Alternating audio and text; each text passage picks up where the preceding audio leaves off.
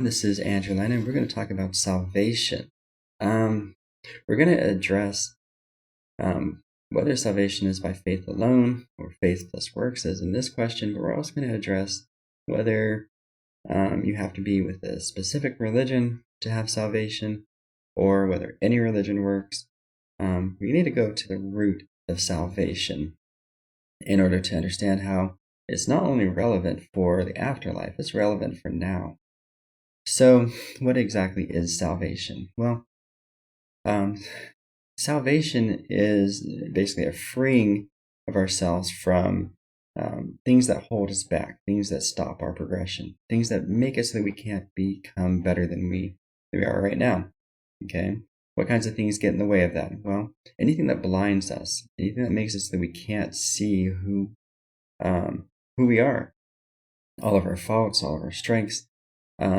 Oftentimes, any kind of delusion, any kind of thinking that we didn't make a mistake when maybe we offended someone, thinking that we're perfect, or that we have the truth, we have everything that we need. Those kinds of things get in the way of our progression, prevent us from learning more, from becoming humble, from finding people who are wise and listening to them, from fixing problems that we've made. So salvation is this process where we take what we know and what we have and are, and we kind of say, what if there's something better? What if I can change to become better? And this process of salvation unlocks and opens up opportunities that we previously thought were impossible. So now you may be thinking, okay, well, I get how we can get saved in this life from I guess, remaining as bad as we are right now by opening our minds and looking for ways that we can become better. But how does that pertain to the kind of salvation that we talk about with the day of judgment after this life and returning to live with the Father in heaven forever? Okay. Well, so if you think about this life as the opportunity to go through unique things, difficult things like suffering and the connection with the physical body and physical reality, whereas before we had spirits, now we're born into this body that we have to learn to overcome the desire to hurt or the desire to pursue our own gain at the expense of others. Okay? But if we think about that as one step in an infinitely long progression, what we learn here is then used after we leave this life, right? And we learn that we are resurrected after this life. We receive immortal bodies. So everything that we learned with this body, now we can use with a better version of that body, a upgrade, you might call it. Okay, so now we're taught in the scriptures that salvation is by faith alone, and in a way that's true. But a lot of people interpret faith as saying, I believe, okay? Just proclaiming, hey, I believe in Christ, or I believe in God. That's faith. And that's not true. That's a proclamation of faith. That's an admission of faith. But it may be a proclamation or admission of something you don't have, okay? I could say I'm the president, and I'm not, okay? So merely proclaiming something doesn't make it so. Doesn't mean that you have faith. And that's the first major wedge in the paradigm of most Christians, at least most of the ones that say all you have to do is proclaim that Christ is your Lord and Savior. Maybe they add personal Lord and Savior, and then poof, you've got magically salvation. In a lot of circles, there's nothing you can do to mess up that salvation. Once you've said that, then no matter what you do, no matter what happens in life, no matter what you think afterwards, you're saved. Okay? And then they'll ask you, when were you saved? Isn't it sad that you don't know when you're saved? And the answer, quite honestly, is no. It's not sad you don't know when you're saved. And no, you can't know when you're saved. There is no magic moment. The salvation is a process. It would be kind of like, saying, well, name for me that magic moment when. I'm trying to think of a process that happens where you can kind of try to define that process as having been completed when it's actually a process that continues, on forever, right? Like that magic moment when you have the dawn of a new morning, it's like, well, I guess you could kind of point to something that kind of signals the start of the new morning, but it's just the earth revolving, around and orbiting the sun, right? So it'll never, there really is never a beginning to your progression. There is never an end to your progression. It just goes on and on forever. And hopefully your progression goes into a good path, in a good way, and not backsliding or, you becoming worse. So salvation is like that. You can't really say, I have been saved. Even though, yes, there will be a final judgment day. Anyone who thinks that your progression will stop at that point, that after you've been judged, there is no way for you to become better or to progress or, to learn more, would be sorely mistaken. The only way that could happen is if you became omniscient. And, that's a much deeper conversation about omniscience and is there progression beyond omniscience, right? And omnipotence. And, well, from the perspective of, a child looking at their parents, it may seem as though their parents have reached the ultimate power, and knowledge. But the parent is constantly learning. And the child might not understand what the parent is learning, hopefully, because hopefully the parent is so far beyond the child that the child wouldn't understand what the parent would be learning, or wouldn't understand how much more power they're accumulating, whether it's in money or whether it's in persuasive techniques or whatever it is. Okay, but the fact is a lot of children have parents who haven't progressed themselves very much, and so it might be quite easy for a child to see mistakes of a parent and how they're progressing, right? Because the parent isn't all that advanced. But either case, the important thing is that when you become sufficiently progressed, to a child who is sufficiently not progressed and is far enough away from your position to not really be able to discern your progression, it may appear to them as though you're not progressing. They might not be able to see how you're becoming better, and that would be a good thing. But so going back to salvation, is it by faith? Absolutely. But faith is, the easiest way to think about faith is if somebody tells you that they believe let's say a life jacket is going to save them if they say fall in the water, okay? And let's say that they don't wear a life jacket. Would you really believe that they thought that the life jacket would save them? Okay, there's really two possibilities. They either don't believe the life jacket will save them, or they don't believe that they're going to fall in the water, right? And both of those are in ignorance. And so they don't really have the faith required for salvation when they go out into the water, say onto the open ocean. They're not wearing a life jacket, okay? So faith requires action, because if you actually believe something, your actions will reflect it. If you don't reflect it in your actions, then we call you a hypocrite, right? We say that your actions do not match your words, okay? They don't match your supposedly stated beliefs. And so a person can believe in Christ but not follow him, and not actually believe because their words and their actions don't align. They don't have faith. They can say they have faith, but faith is evidenced by works. So a big pushback from the Christians, from many Christians, is that, well, let's go to Paul's thing about, If you say that you are saved by works, then you think that maybe you deserve your salvation and somehow you earned it. And by the gospel of Christ, we learn that we can't earn our salvation. We can't say we deserve it. It's given in mercy. It's given, we know that we've all sinned, and there's nothing we can do to cleanse ourselves of those sins. For all eternity, everyone and everything will know that we've sinned and we're not worthy to be in the presence of God. We're not pure. And so we rely on Christ to purify us, to save us, to cleanse us. Okay? We can't really necessarily say we can earn that from Him. What can we do for Christ in order to earn it? It's almost arrogant to think of what we could do for God to make ourselves worthy of Him.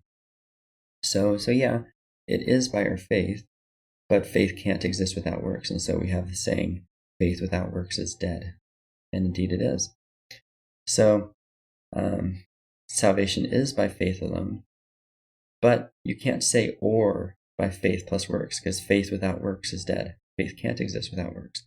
So the better way to phrase that question is salvation by faith alone, or I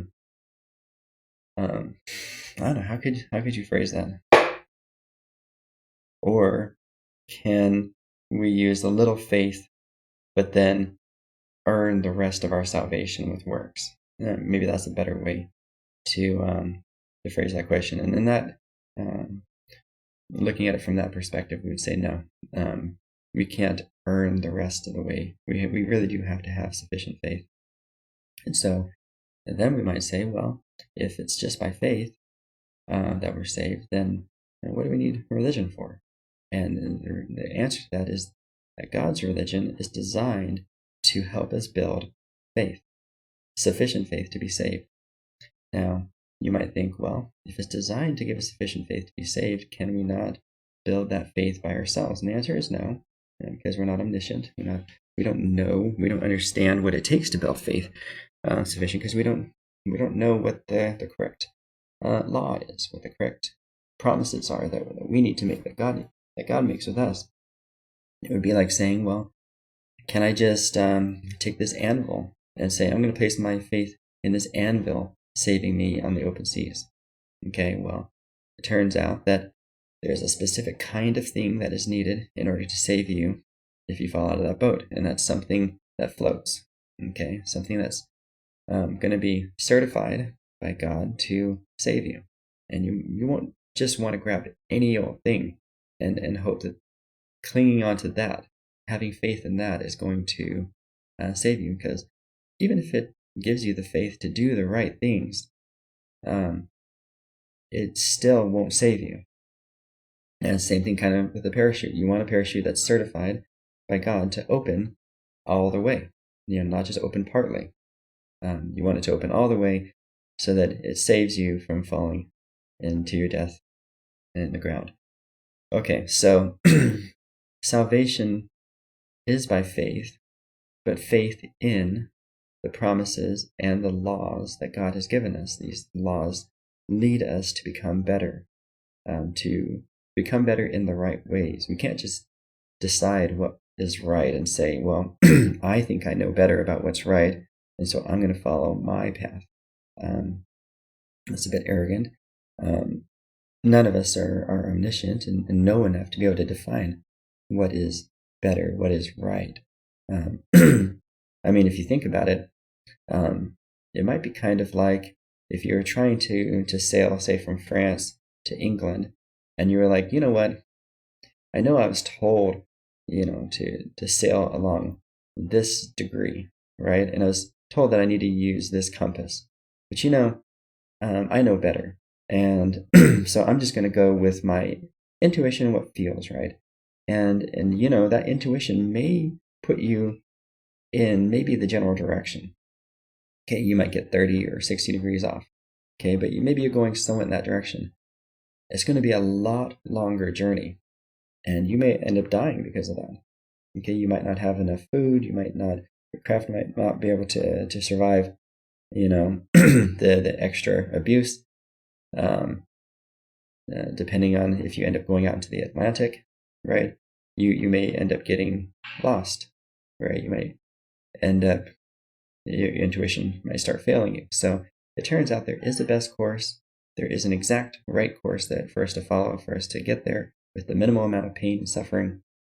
And any other course is going to give us more pain and suffering. It's going to not send us to where we need to be, even if we get somewhat in that direction. This is a hard process as it is. So why make it harder on ourselves? So God gave us laws to follow that put us pretty close to the right path.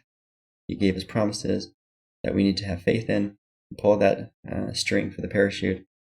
In this way is the certified parachute. Make sure it's the right parachute, right? And then you have faith that it's going to work. And so you do all those things right, and it works because God said it works. So that's the salvation by faith.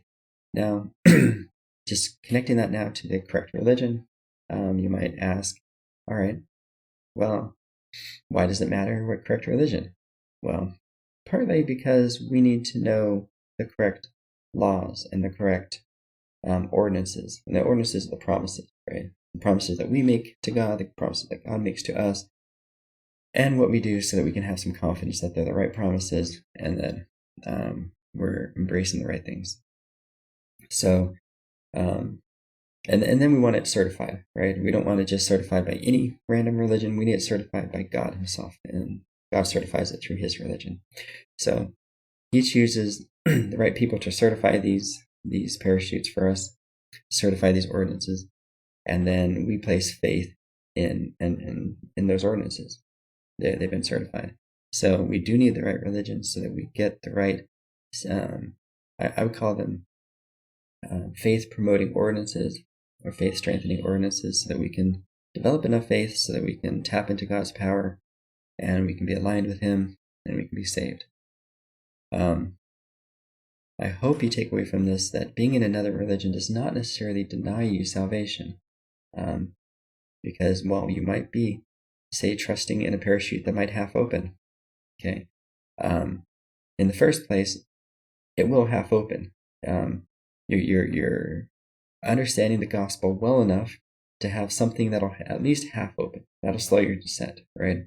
But in the end, you will be taught, because God is all just and all wise, you will be taught his law, so that all those who didn't have the opportunity to understand his covenants and his ordinances and his law will eventually get that. Now, the problem is, you spent a lifetime going in maybe not the most direct course. You're going to have some distance to cover. It's going to be hard.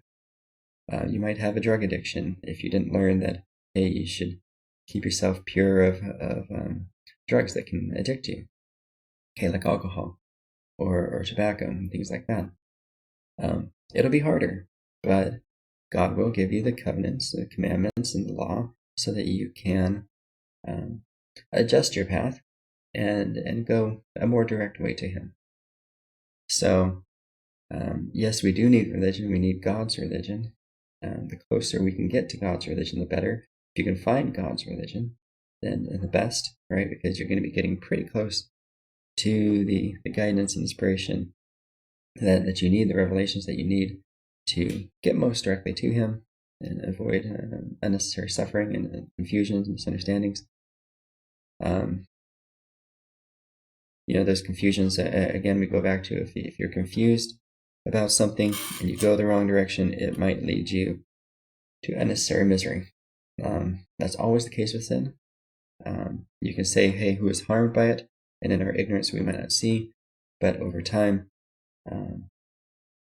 the physical laws and the spiritual laws will bear out. We will be harmed, and we may come 20 years down the road looking back and saying, you know what, I should have obeyed God's law. I didn't see at the time, and now I've got a lot of suffering and sometimes even permanent harm, permanent damage that I'm going to have to live with the rest of my life. So always the better and easier path just to have faith in the right covenants and the right laws, not just something some men arbitrarily made up and said, oh, this sounds good. Okay. But we need to put it in we'll say certified sources, the prophets and the apostles. All right. So I hope that answers the question about salvation by faith, and faith plus works, and whether we need, a religion at all. We certainly do. Um, and in the end, if you say, well, what if I could just connect with God directly and get all the revelations? Well, the answer is that if you can connect to God directly um, and completely and understand perfectly omniscience, well, one, you're going to be God because you've got omniscience. Once you have omniscience, I mean, that's part of the definition of God. And you know that no person can have that. But even if you could connect directly with him enough to know what the laws are and the ordinances, what you'll find is that those laws and ordinances will be exactly or pretty close to what he's revealed for his church. His church may not be ready for all of the laws and ordinances. And so, but everything that you gain from God will be in alignment with what God is already teaching in his church. And if they aren't, you might find that maybe his church isn't quite ready for a higher law. And we saw that when Christ came, that, he gave us a higher law. And, a lot of people weren't ready for that. But, he said, whatever, it's time. It's time for that higher law. And so we all got that. So, yeah, there are higher laws, and those higher laws will bring more happiness, more fulfillment, more closeness with God. And so, the higher laws can never hurt as long as they don't. As long as we're not deceived and led away from God, that's the critical part. So if you ever think that you've received some kind of higher law that's in contradiction with what God's revealed to his church, you might want to question that a bit. You might have been deceived. You might have deceived yourself, right? So just be a little careful on that. God will never reveal to his church anything that is evil or wrong or that's not good. It just might not be the higher law, right? It just might not be, he might say, in the Old Testament, he might say, well, if someone harms you, then you get to harm them. Okay, an eye for an eye. If someone hurts your eye, you get to hurt their eye. Okay, that was the old law. And Christ gives us the new law, which says, well, if someone hurts you, you turn your cheek, right? You turn the other cheek. Instead of trying to harm them back, you exercise forgiveness and understanding and patience, and you do the higher path. I guess you hold to honor still. You don't try and just in petty kind of child's play go back and hurt them. So it's a harder law. It's a better law because it makes fewer enemies and it persuades more people and it gives you additional patience and kindness and understanding and care and all of that. So there are lots of merits to it, but it's a kind of a law that people wouldn't naturally come up with themselves, and it leads everybody to a better state. So you can kind of see how it's a higher law. You can't just say it's arbitrarily better. There are reasons for it, for God's higher laws that we can't see usually initially. All right, so thanks for watching and exploring this idea of salvation by faith and whether religion is needed. And I guess just to sum it all up, I would say, yeah, we were saved by faith.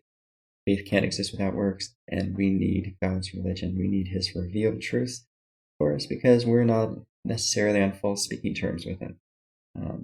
We might get some revelations here or there if we're really good, but we're pretty far short of omniscience. We have a long way to go, and we definitely need all the help we can get from all the wisdom that God will reveal to all of his prophets and apostles and other righteous saints. All right, thanks for watching, and see you guys next one.